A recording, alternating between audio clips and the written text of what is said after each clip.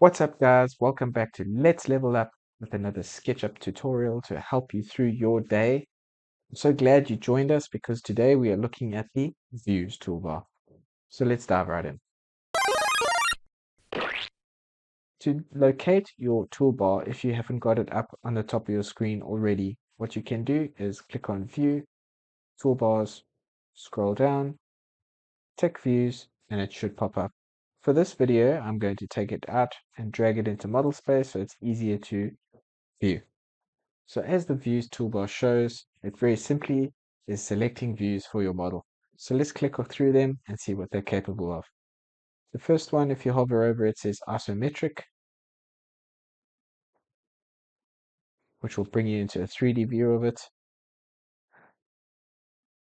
Might I mention before I continue is that our camera is set to perspective and not parallel projection. So what it is going to do is give a 3D perspective view instead of a 3D isometric view. At the end of this explanation, I'll go back and show you how to change these camera views and the difference between the views. So for right now, the next one is top view. If you click that, it gives you a perspective top view and so on. Perspective of the front,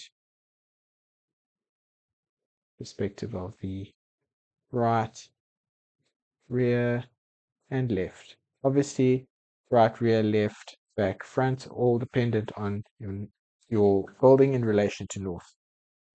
Now going back to the topic of parallel projection and perspective projection, sometimes you'd like to project 2D flat views of your plan and elevations. So what you'll do is come to camera, select parallel projection, we'll jump to the ISO. There you can really see that is an isometric view. Some people like working in this view, but I find it a little hard to grasp over the perspective. Select top, which will give you a direct 2D view of your building, and so on. These are nice views to select and put on your layouts. From there, you can create notes, dimensions, and so on. And that is the Views toolbar. If we go back, just to remind you, camera, perspective, will bring you back to your perspective view of your model. That is the Views toolbar, guys. I hope you enjoyed this video and found it informative.